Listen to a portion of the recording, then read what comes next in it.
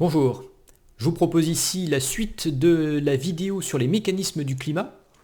Dans la précédente vidéo, j'expliquais les grandes constantes du climat.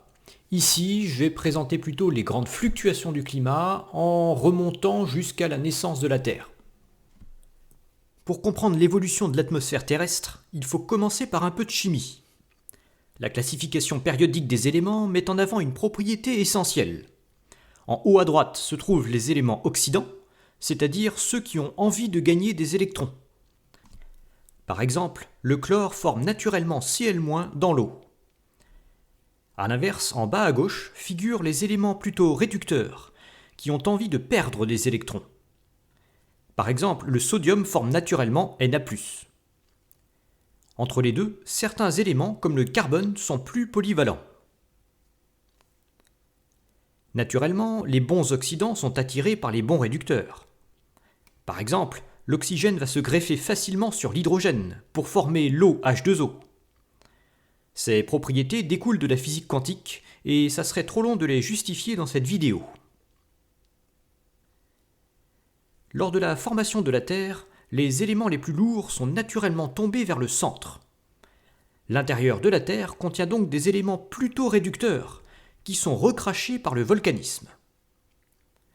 A l'inverse, l'atmosphère contient les éléments les plus légers, tels que l'hydrogène, le carbone, l'azote et l'oxygène. Ça forme des molécules telles que le dioxygène O2, le dioxyde de carbone CO2, le diazote N2, l'eau H2O, le méthane CH4 et le dihydrogène H2. Mais celui-ci est tellement léger qu'il a tendance à être éjecté dans l'espace, tout comme l'hélium, ce qui explique qu'il ne soit pas présent dans l'atmosphère terrestre. Quant au lithium, au beryllium et au bore, il s'agit de trois éléments très peu abondants dans l'univers pour des raisons de faible stabilité nucléaire qui sortent du cadre de cette vidéo.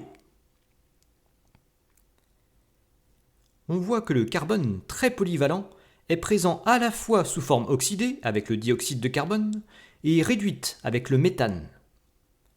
Le ratio entre les deux est piloté par deux phénomènes contraires, l'un qui vient du haut et l'autre qui vient du bas. On a vu que le volcanisme crachait des matériaux réducteurs plutôt favorables au méthane. Il est dû à l'évacuation de la chaleur interne due à la radioactivité des éléments lourds, tels que l'uranium. Or, la quantité d'éléments radioactifs décroît avec le temps, puisqu'ils se désintègrent tout seuls. L'intérieur de la Terre se refroidit, donc le volcanisme décroît peu à peu. Donc l'atmosphère est de moins en moins réduite. En parallèle, les radiations venues du Soleil tendent à expulser vers l'espace les éléments les plus légers, tels que l'hydrogène. Or, l'hydrogène est un bon réducteur. L'atmosphère est donc oxydée par le haut, pendant qu'elle est réduite par le bas. Or, il se trouve que les radiations solaires tendent à augmenter avec le temps. En effet, le cœur du Soleil se contracte peu à peu, ce qui renforce les réactions de fusion nucléaire en son sein. Finalement, l'oxydation de l'atmosphère par le haut croît régulièrement, tandis que la réduction par le bas décroît. On voit que l'atmosphère évolue naturellement d'une situation plutôt réductrice à une situation oxydante. Cette évolution naturelle a été fortement accélérée par l'apparition de la vie. En effet, la vie se base sur de grosses structures moléculaires. Et la meilleure façon de les réaliser, c'est de former de longs enchaînements d'atomes de carbone reliés à de l'hydrogène, auxquels peuvent s'ajouter quelques atomes d'oxygène ou d'azote. Autrement dit, la vie est un milieu plutôt réducteur à cause de cette omniprésence de l'hydrogène. Pour pouvoir survivre, elle a besoin d'évacuer le trop-plein d'oxygène des molécules inertes, ce qu'elle fait en rejetant notamment du dioxygène, qui vient oxyder encore plus l'atmosphère. On voit que la vie est un facteur accélérateur de cette évolution naturelle. À titre de remarque, on voit que ces réactions fabriquant la vie ne se font pas du tout dans le sens naturel. En tant que très bon oxydant, le dioxygène formé tend à réagir farouchement avec les molécules organiques pour refaire la réaction inverse. Ça veut dire que la vie a besoin d'une puissante source d'énergie pour contrer le sens normal d'évolution. Elle utilise principalement le rayonnement venant du Soleil qui permet la photosynthèse. Mais elle peut aussi se servir de l'énergie interne de la Terre, évacuée par le volcanisme, qui permet à la vie d'exister même sans lumière. On a maintenant tous les outils pour comprendre les évolutions de l'atmosphère et du climat sur le très long terme. Lors de la formation de la Terre, l'énergie des collisions et de la contraction gravitationnelle maintient le sol à l'état de lave. Outre le dioxyde de carbone, le méthane et le diazote, l'eau elle-même est entièrement sous forme gazeuse. La température est alors de 2000 degrés et la pression à plus de 100 bars. En l'espace de 300 millions d'années, la stabilisation gravitationnelle de la Terre permet à la température de descendre à 230 degrés. Au vu des pressions gigantesques, ça permet à l'eau de passer sous forme liquide. C'est la période de formation des océans. Or, le liquide favorise considérablement les réactions chimiques par rapport aux gaz qui sont trop peu denses et aux solides où les réactions ne se font qu'en surface. En particulier, le CO2 de l'atmosphère est massivement dissous dans l'eau. Il réagit pour former notamment des carbonates qui se déposent au fond, ce qui libère encore plus d'espace pour dissoudre davantage de CO2. Au bout de 800 millions d'années, la pression a déjà fortement chuté, entraînant une atténuation de l'effet de serre et des températures plus faibles. En parallèle, la chimie intense permise par l'eau liquide permet l'apparition de la vie. Dans un premier temps, le O2 produit est directement détruit par les matériaux réducteurs crachés par le volcanisme. Mais celui-ci continue de s'affaiblir.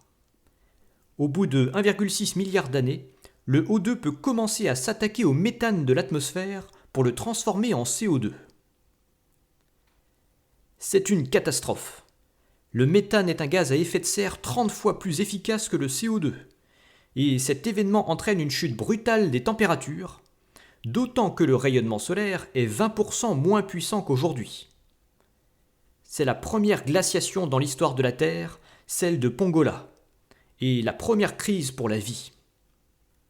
La chute de la population de bactéries permet à la température de se stabiliser au bout de 150 millions d'années. L'oxydation croissante de l'atmosphère tend à fragiliser la vie, basée sur des organismes réducteurs. C'est alors que vers 2,1 milliards d'années survient la Grande Révolution. Pour mieux se protéger des mutations dues à cet environnement de plus en plus agressif, l'ARN se dote d'une double hélice et se transforme en ADN. Puis l'ADN se réfugie dans un noyau, ce qui donne naissance aux premiers eucaryotes. Ça entraîne une nouvelle explosion de vie qui ponctionne massivement le CO2 atmosphérique tout en rejetant massivement du O2. C'est le début de ce qu'on appelle la grande oxydation. La chute de l'effet de serre provoque une glaciation encore plus brutale que la précédente. La température chute à moins 25 degrés environ et la Terre se couvre entièrement de glace. La vie est décimée, ce qui permet là encore un retour progressif à l'équilibre après 300 millions d'années de crise. La température est maintenant à peine supérieure à celle actuelle, tandis que la pression du CO2 est devenue inférieure à celle du diazote. En parallèle, la vie apprend à se servir du dioxygène en tant que source d'énergie chimique. C'est le début de la respiration qui contrebalance les effets de la photosynthèse. L'équilibre du CO2 n'est plus imposé par le volcanisme et les océans, mais par sa production et sa destruction par la vie. C'est donc aussi ce qui impose l'équilibre des températures. Ensuite, le rayonnement solaire continue d'augmenter, augmentant peu à peu les températures et la production du O2. Il y a 800 millions d'années, l'atmosphère se retrouve tellement oxydée qu'il se forme une espèce encore plus oxydante, l'ozone O3. Celui-ci contribue à arrêter les rayonnements ultraviolets qui tendaient à briser les molécules de vie. Celle-ci peut se rapprocher de la surface des océans pour capter davantage de lumière, et elle connaît une nouvelle phase explosive. La capture du CO2 par la photosynthèse s'emballe, ce qui fait chuter l'effet de serre et les températures. C'est la deuxième et dernière fois que la Terre se couvre entièrement de glace, et ce pendant 85 millions d'années, avec des fluctuations intermédiaires. Là encore, ça remet la vie à sa place, ce qui permet aux températures de reprendre des valeurs plus raisonnables. Tout est en place pour le développement d'organismes multicellulaires qui viendront ensuite conquérir les continents. Dans les grandes lignes, l'atmosphère vient d'atteindre sa composition actuelle. Ce sont maintenant des fluctuations plus mineures qui vont marquer le climat jusqu'à aujourd'hui. Voilà pour ce qui est des fluctuations anciennes du climat terrestre. Maintenant, c'est pas parce que les fluctuations plus récentes sont plus limitées qu'elles sont moins importantes pour le développement de la vie et pour le développement de l'homme, en particulier en ce qui concerne les fluctuations actuelles. Donc, ça sera l'objet d'une autre vidéo. Et sur ce, je vous dis à bientôt.